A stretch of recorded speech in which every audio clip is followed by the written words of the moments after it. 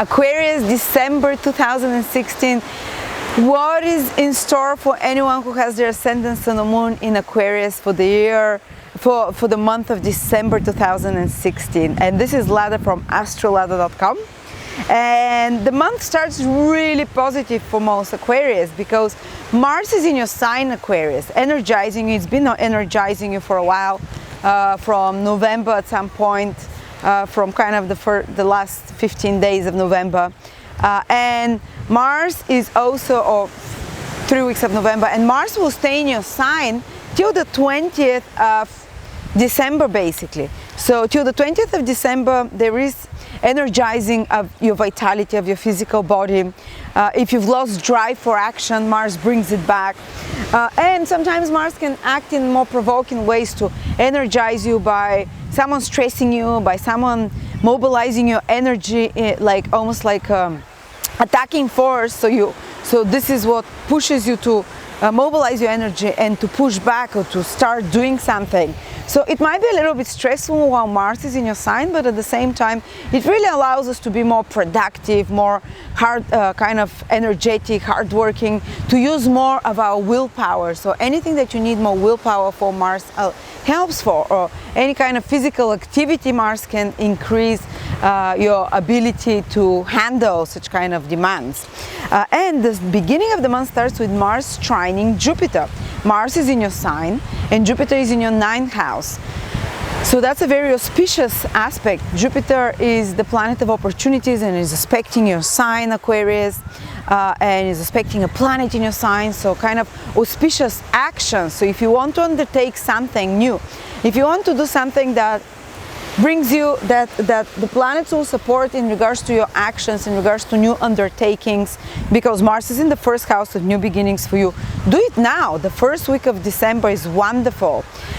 Or anything that is to do with traveling, with higher education, with faraway countries, with pre-qualifying, is a great time because Jupiter is in the 9th house and Mars is sending a trine aspect. So it's a great time for you to approach such matters now, or matters of legalizing something, matters of, because Jupiter in the 9th house, the house of legal matters, of being accepted by society, making it accepted by society and legalized. So Mars helps through your own action and initiatives to either get accepted to universities or get, especially the 1st week, or approach people from a different social class and background, for foreigners, people at higher positions, people at different educational levels than you, which is the 9th house again, and some law-making authorities, for example, and to have positive and easy developments.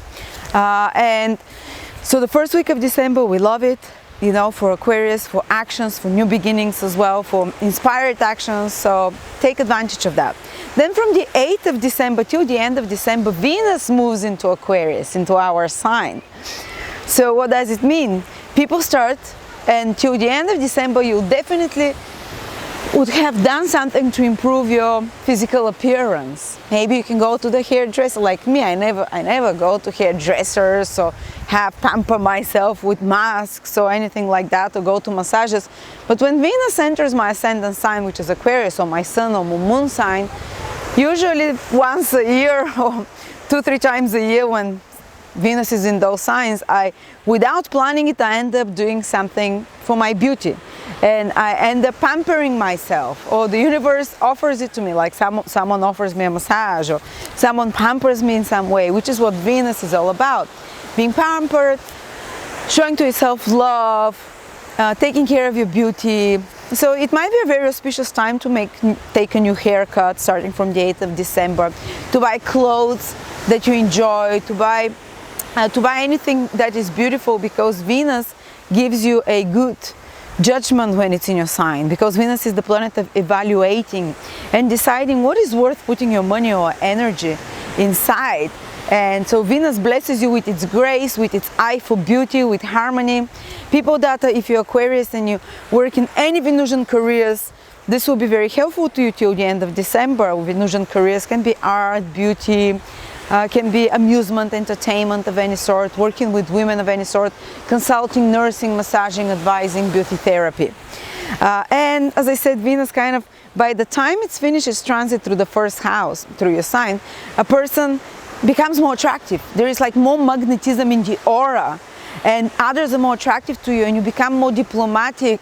And first Mars energized us, you know, in November until the 20th of December. Mars was in our sign, in Gemini, so making us more animalistically magnetic. It's the raw sexual energy, but also more driven, more irritable as well.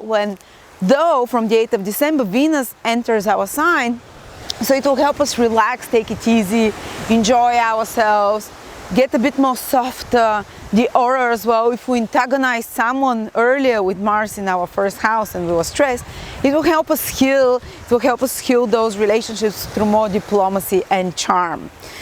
So yeah, it's every year Venus passes your sign at different times of the year for about 20 days, 20, 30 days, but it's always kind of gently soothing, uplifting influence. It can bring Venusian experiences into one's life, and people love Venusian experiences, good food, romantic attention from others, feeling more beautiful, feeling more gorgeous, more supporters and help from others overall in some way, you know.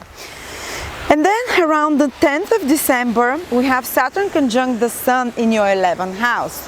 And this happens, basically you might feel it 2-3 days before the 10th of December, 2-3 days after the 10th of December. You might be taking some important decisions or actions in regards to public appearances, the 11th house.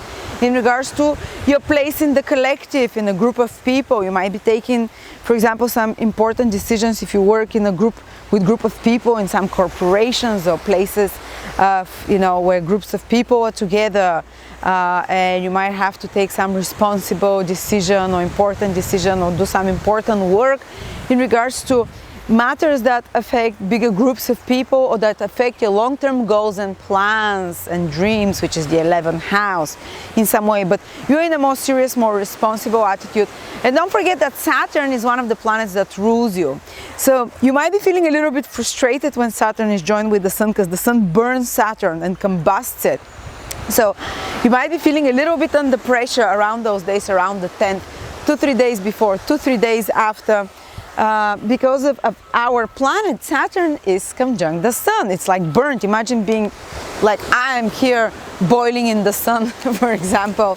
Mars, that represents us, doesn't like it too much. And of course, it might be some authority figure that's around us that we have to, some important authority figure around the 10th that we have to take into consideration, and that we have to battle it out. And that authority figure is stronger than us because the Sun is in Sagittarius, so the Sun is stronger than Saturn there. So we might have to bow down, or we have to take into consideration some authority or some government or some stronger figure, or male figure of some sort that we, you know, that we have to be, we have to try to work together with, a compromise, or do something together with. Okay, then on the 19th of December, Mercury goes retrograde till the end of the first week of January 2017, and it goes retrograde in our 12th house. So with Aquarius, what does it mean? It does not directly affect us, Aquarius, but going retrograde in our 12th house, it definitely can bring something from the past. The 12th house is about the past, and Mercury, any planet retrograde, is about re-examining the past.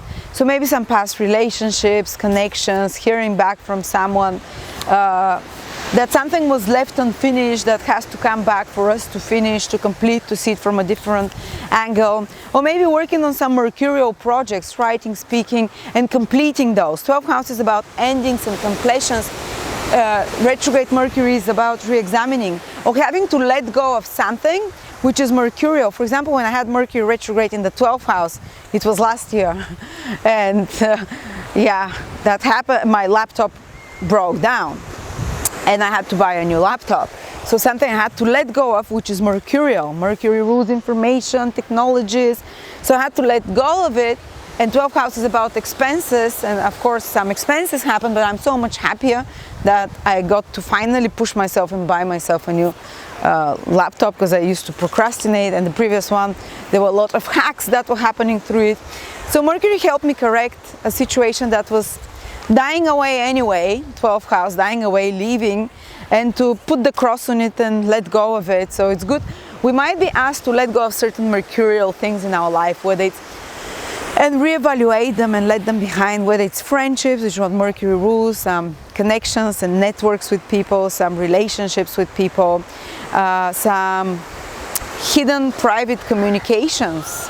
It might be time to re-examine them, and they might come back from the past. Something that you said behind someone's back can come back to haunt you now. Something that someone else said behind your back, you can become aware of it when Mercury retrogrades in your 12th house, can come to the surface. Something that you've done secretly or privately as communication, as information, as relating, can come back to be re-examined and can bring some issues to be put across to, so to speak, and let go of. And that's some of the ways, and there might be more expenses in regards to Mercury things. For example, you might be buying books or courses or traveling. There might be some expenses connected to traveling that happen for you. And Mercury retrograde is 3 times stronger than Mercury direct. So even if it happens, I guess it's meant to happen, big deal. But if you're prepared, it gives you a little bit more of a, forewarning, so to speak. Okay, then Mars goes on the 20th of December in our 2nd house, Aquarius, and it will be there till the end of January.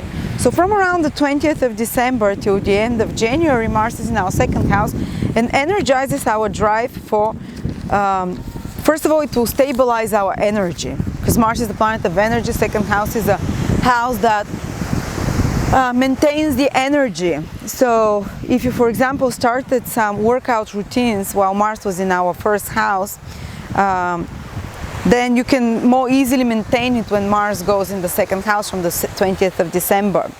2nd house is about resources, material resources, and Mars gets more ambitious there. So we might make new initiatives in regard to procuring new resources, but we also might be more impulsive with finances overall, because Mars just there acts. We might spend more. There's again this theme of spending more, or having to spend on something, some little crisis situation, or having to spend on something overall. And it might be connected, some spending that it's in regard to our work, because Mars rules the 10th house, or in regards to learning something new, or in regards to some travel, because Mars rules the 3rd house as well. But just be prepared for that. Again, what can I say? It's neither bad, it's neither good, It's, and we get more impulsive with money when Mars is in the 2nd house, but we might need sometimes to spend, especially in those 10th and 3rd house matters that I mentioned: career, social status, or travels, or learning, or communication. Okay, so, and the last thing that's happening is that there is the first formation of Jupiter opposition Uranus and Saturn trine Uranus that's happening in 2016 in December, and it's gonna repeat almost towards the end of 2017. So this influence will just now start by December, giving you inklings of how it might develop over the whole 2017, but it's gonna be a lasting influence. It's gonna be implanted lastingly in a positive way. It's a positive configuration into your life throughout 2017. So what's happening? Uranus opposing Jupiter in the 3rd and the 9th house. Well, big shift in your thinking, big shift in thinking patterns. Like if you've seen something in one way from December onwards until the end of 2017, there will be such a huge transformation in how you perceive those matters. 9th and 3rd house, traveling. Some of you might suddenly have opportunities to travel. Some of you might suddenly have opportunities to relocate. 9th and 3rd house are about the high and lower mind. Sudden opportunities to start learning something new. Sudden opportunities to either go to university or start learning some new courses or some new skills of some sort. And traveling, movement, it's part of this whole equation. 3rd and 9th house are short and long trips. There is action, it's happening, and your mind is also those houses. So sometimes even if a person doesn't take actual physical trips, their mind goes on a trip and sees realities from a different from a different point of view. And to break through old thinking patterns and belief systems. That's amazing. I love it, don't you guys?